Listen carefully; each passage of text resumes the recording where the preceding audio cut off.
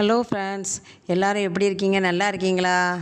நான் ஏற்கனவே மாடியில் இருந்ததுனால இது பாருங்கள் எவ்வளோ கஷ்டப்பட்டு நான் போய்கிட்டுருக்கிறேன்னு பாருங்கள். நடந்து என்னால் சுத்தமாக முடியலை, கால் வலி. மாடியில் இருந்ததுனால வீடு கீழே செட் பண்ணிட்டேன். நேத்திக்கு போனேன். பாபநாசம் சிவன் கோயிலில் நேற்று கும்பாபிஷேகம். அதனால் கும்பாபிஷேகம் நடந்ததுனால நேத்திக்கு மதியத்துக்கு மேலே தான் அஷ்டமி நவமி இருந்துச்சுன்னு சொல்லிட்டு காலையில் பிரதோஷ டைம்லேயே அந்த வீட்டுக்கு நான் போயிட்டேன். போய் கரெக்டாக 5:30 மணிக்கெலாம் என் அப்பன் முருகனுக்கு முதல்ல வெத்தலை தீபம் போடணும் அப்படிங்கிறதுக்காக வெத்தலை தீபத்துக்கு ரெடி பண்ணினேன்.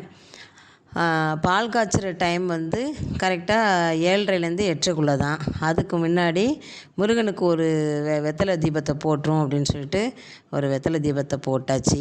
கரெக்டாக 5:30 மணிக்கு முன்னாடி வெத்தலை தீபம் போட்டாச்சு.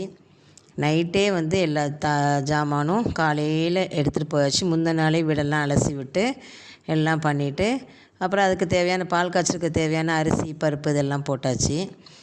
கரெக்டாக 5:30 மணி. இப்போது இந்த டைமில் ஒரு வெத்தலை தீபம் போட்டு நம்ம முருகனை ஃபஸ்ட்டு கும்பிட்டாச்சு. அதுக்கப்புறமா இதெல்லாம் ரெடி பண்ணி வச்சுருந்தேன்.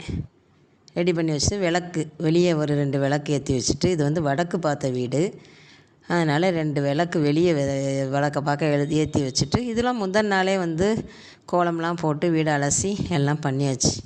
பண்ணிவிட்டு அதுக்கப்புறம் காலையில் இந்த வேலைகளை பார்த்துட்ருந்தேன். வீடு எப்படி இருக்குதுன்னு சொல்லுங்கள். வீடு இன்னும் தான் செட் பண்ணணும், எல்லாம் ரெடி பண்ணணும்.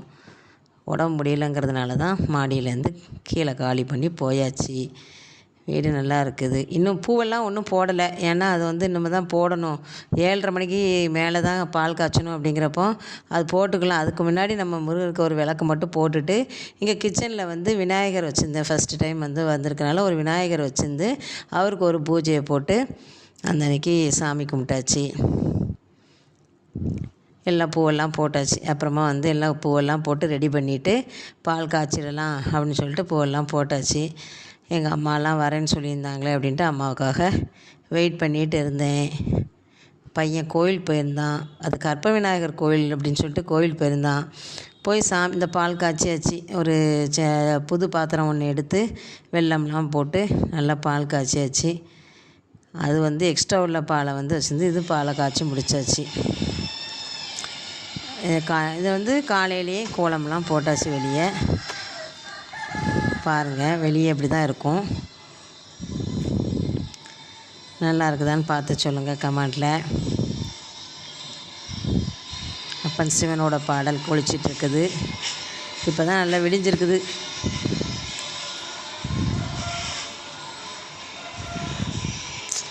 சகல ஐஸ்வர்யங்களும் பெற்ற ஒரு வீடாக இருந்து முருகனோட அருள் பெற்று நல்லபடியாக இருக்கணும். இந்த வீட்டுக்கு வந்தாலும் எனக்கு ஒரு மன நிம்மதி கிடைக்கணும். என்னோடய நோயெல்லாம் சரியாகணும் அப்படின்னு சொல்லிட்டு விளக்க போட்டு சாமி கும்பிட்டாச்சு. நீங்களும் எனக்கு வாழ்த்துக்கள் சொல்லுங்கள்.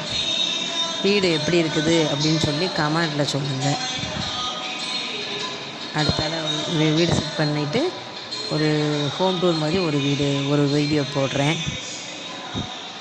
உங்கள் எல்லாரோடைய ப்ளஸ்ஸிங்கும் கண்டிப்பாக வேணும். இது பின்பக்கம் கொஞ்சமாக இடம் விட்டுருக்குறாங்க. அதில் வாஷிங் மிஷின் வைக்கிறதுக்கு பின்பழக்கத்துக்கும் இருக்குது. ஓகே, அடுத்த வீடியோ பார்க்கலாம். பாய்.